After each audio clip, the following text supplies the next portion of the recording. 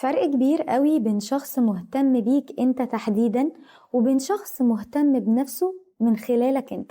طيب ازاي تفرق ما بين الاتنين؟ الاولاني بيقرب علشان يعرفك انت اكتر، علشان يتعرف على شخصيتك اكتر، علشان يسمعك، يشاركك تفاصيل يومه، بيشوفك انسان مش مجرد رد فعل. الشخص التاني قصة تانية ومختلفة تماما، شخص بيقرب منك علشان يشوف نفسه من خلال عينك انت، من خلال نظرة عينك له، عايز يشوف قد ايه انت معجب بيه، بيشوف مدى اعجابك، انبهارك بيه.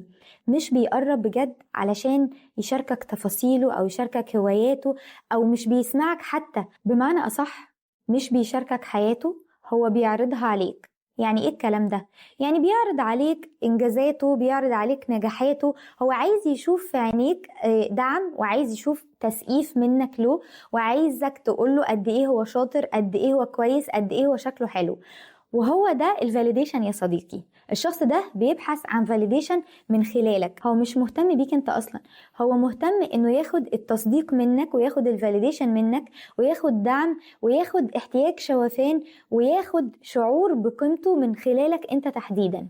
انت ممكن تسأل نفسك هو ليه اختارني انا تحديدا؟ ما الناس كتير والدنيا واسعة.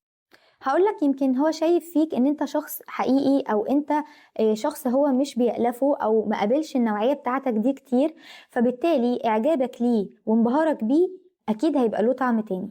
بس ده برضو مش معناه ان هو مهتم بيك انت، هو مهتم بالاحساس اللي هو بياخده منك. الاولاني واحد عايز يكون معاك انت تحديدا، والتاني واحد عايز يحس بقيمته عن طريقك. فهو ما اختاركش علشانك، هو اختارك علشان يشوف نفسه في عينيك. فخلي بالك يا صديقي، مش كل اللي بيظهر لك اهتمام كتير او اشياء كتير بيظهرها لك او بيزعم ان هو بيظهرها لك يبقى مهتم بيك بجد.